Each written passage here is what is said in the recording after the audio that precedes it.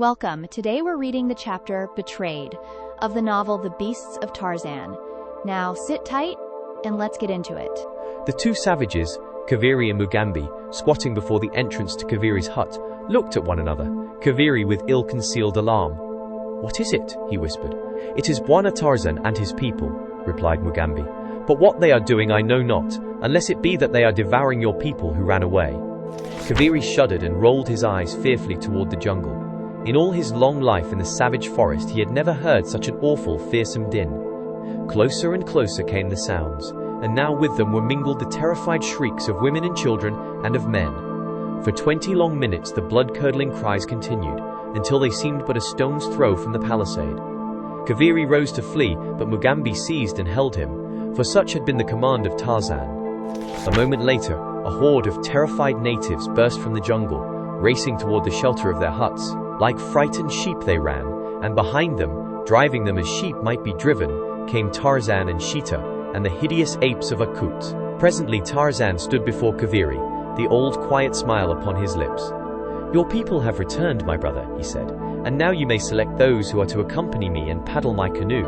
Tremblingly Kaviri tottered to his feet, calling to his people to come from their huts, but none responded to his summons. "Tell them," suggested Tarzan, "that if they do not come, I shall send my people in after them." Kaviri did as he was bid, and in an instant the entire population of the village came forth, their wide and frightened eyes rolling from one to another of the savage creatures that wandered about the village street. Quickly Kaviri designated a dozen warriors to accompany Tarzan. The poor fellows went almost white with terror at the prospect of close contact with the panther and the apes in the narrow confines of the canoes. But when Kaviri explained to them that there was no escape, that Bwana Tarzan would pursue them with his grim horde should they attempt to run away from the duty, they finally went gloomily down to the river and took their places in the canoe. It was with a sigh of relief that their chieftain saw the party disappear about a headland, a short distance upriver. For 3 days the strange company continued farther and farther into the heart of the savage country that lies on either side of the almost unexplored Ugambi. 3 of the 12 warriors deserted during that time, but as several of the apes had finally learned the secret of the paddles, Tarzan felt no dismay because of the loss. As a matter of fact, he could have traveled much more rapidly on shore, but he believed that he could hold his own wild crew together to better advantage by keeping them to the boat as much as possible. Twice a day they landed to hunt and feed, and at night they slept upon the bank of the mainland or on one of the numerous little islands that dotted the river. Before them the natives fled in alarm, so that they found only deserted villages in their path as they proceeded. Tarzan was anxious to get in touch with some of the savages who dwelt upon the river's banks, but so far he had been unable to do so. Finally he decided to take to the land himself, leaving his company to follow after him by boat. He explained to Mugambi the thing that he had in mind, and told Akut to follow the directions of the black. "I will join you again in a few days," he said. "Now I go ahead to learn what has become of the very bad white man whom I seek."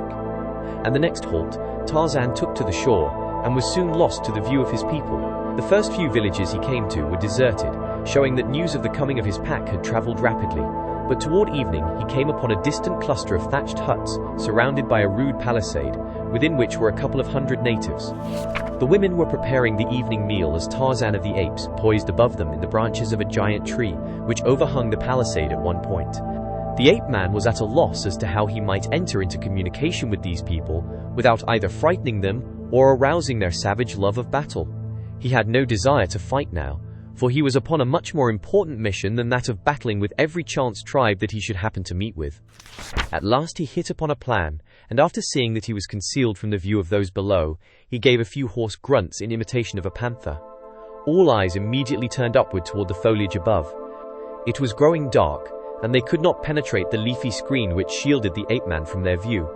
The moment that he had won their attention, he raised his voice to the shriller and more hideous scream of the beast he personated, and then, scarce stirring a leaf in his descent, dropped to the ground once again outside the palisade, and with the speed of a deer, ran quickly round to the village gate.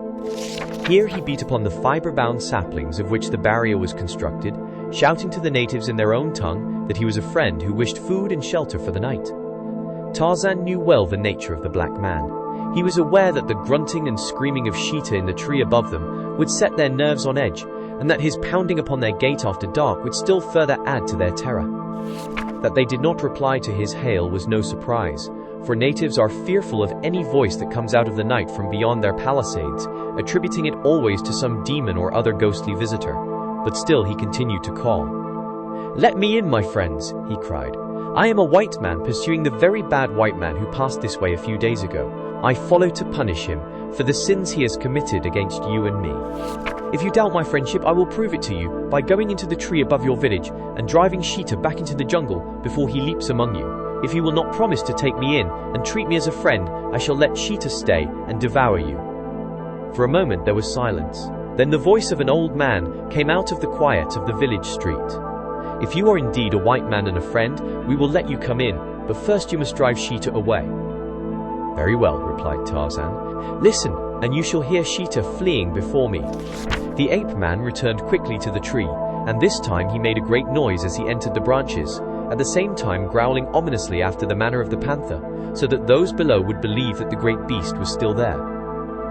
When he reached a point well above the village street, he made a great commotion, shaking the tree violently, crying aloud to the panther to flee or be killed, and punctuating his own voice with the screams and mouthings of an angry beast.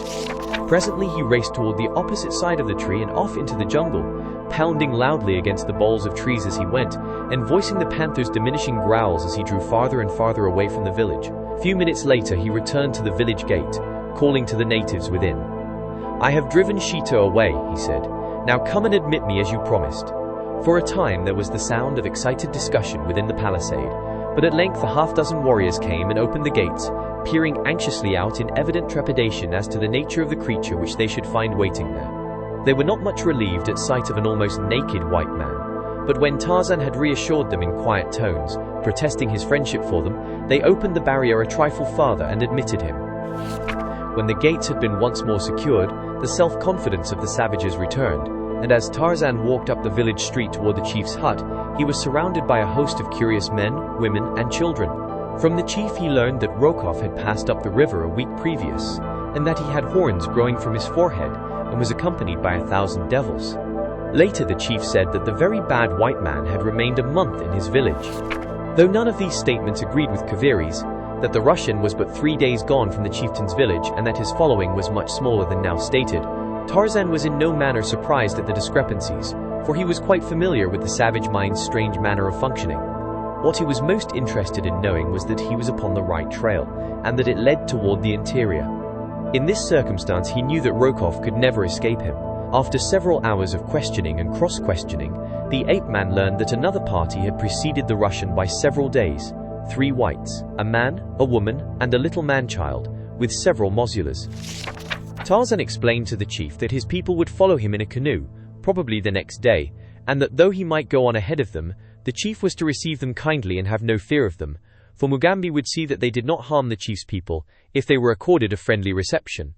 "And now," he concluded, "I shall lie down beneath this tree and sleep. I am very tired. Permit no one to disturb me." The chief offered him a hut, but Tarzan, from past experience of native dwellings, preferred the open air, and, further, he had plans of his own that could be better carried out if he remained beneath the tree.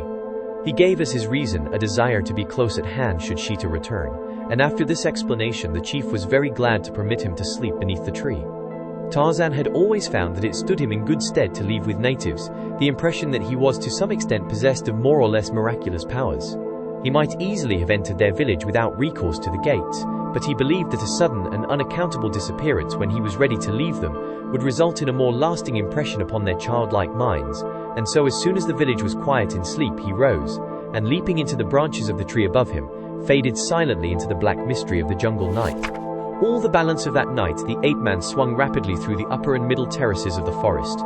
When the going was good there, he preferred the upper branches of the giant trees, for then his way was better lighted by the moon, but so accustomed were all his senses to the grim world of his birth that it was possible for him, even in the dense black shadows near the ground, to move with ease and rapidity. You or I, walking beneath the arcs of Main Street, or Broadway or State Street, could not have moved more surely, or with a tenth, the speed of the agile ape-man through the gloomy mazes that would have baffled us entirely.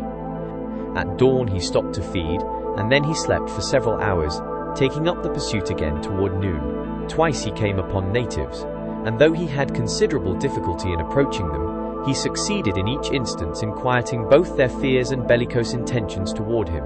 and learned from them that he was upon the trail of the Russian. 2 days later, still following up the Ugambi, he came upon a large village. The chief, a wicked-looking fellow with the sharp-filed teeth that often denote the cannibal, received him with apparent friendliness. The ape-man was now thoroughly fatigued, and had determined to rest for 8 or 10 hours that he might be fresh and strong when he caught up with Rokov, as he was sure he must do within a very short time.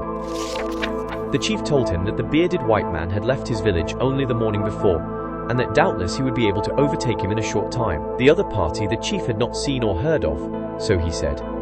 Tarzan did not like the appearance or manner of the fellow, who seemed, though friendly enough, to harbor a certain contempt for this half-naked white man who came with no followers and offered no presents. But he needed the rest and food that the village would afford him with less effort than the jungle. And so, as he knew no fear of man, beast, or devil, he curled himself up in the shadow of a hut and was soon asleep. Scarcely had he left the chief than the latter called 2 of his warriors, to whom he whispered a few instructions. A moment later the sleek, black bodies were racing along the river path, upstream, toward the east. In the village the chief maintained perfect quiet. He would permit no one to approach the sleeping visitor, nor any singing, nor loud talking. He was remarkably solicitous, lest his guest be disturbed. 3 hours later several canoes came silently into view from up the Ugambi. They were being pushed ahead rapidly by the brawny muscles of their black crews. Upon the bank before the river stood the chief, his spear raised in a horizontal position above his head, as though in some manner of predetermined signal to those within the boats. And such indeed was the purpose of his attitude, which meant that the white stranger within his village still slept peacefully. In the bows of 2 of the canoes were the runners that the chief had sent forth 3 hours earlier. It was evident that they had been dispatched to follow and bring back this party, and that the signal from the bank was one that had been determined upon before they left the village. In a few moments the dugouts drew up to the verdure-clad bank. The native warriors filed out, and with them a half-dozen white men. Sullen, ugly-looking customers they were, and none more so than the evil-faced, black-bearded man who commanded them. "Where is the white man your messengers report to be with you?" he asked of the chief. "This way, B.W. Aina," replied the native. "Carefully have I kept silence in the village, that he might be still asleep when you returned. I do not know that he is one who seeks you to do you harm, but he questioned me closely about your coming and your going, and his appearance is as that of the one you described, but whom you believed safe in the country which you call Jungle Island. Had you not told me this tale, I should not have recognized him, and then he might have gone after and slain you. If he is a friend and no enemy, then no harm has been done, B.W. Anna. But if he proves to be an enemy, I should like very much to have a rifle and some ammunition." "You have done well," replied the white man, "and you shall have the rifle and ammunition whether he be a friend or enemy, provided that you stand with me." "I shall stand with you, B.W. Anna," said the chief, "and now come and look upon the stranger, who sleeps within my village." So saying, he turned and led the way toward the hut, in the shadow of which the unconscious Tarzan slept peacefully. Behind the 2 men came the remaining whites and a score of warriors, but the raised forefingers of the chief and his companion held them all to perfect silence. As they turned the corner of the hut, cautiously and upon tiptoe, an ugly smile touched the lips of the white as his eyes fell upon the giant figure of the sleeping ape-man.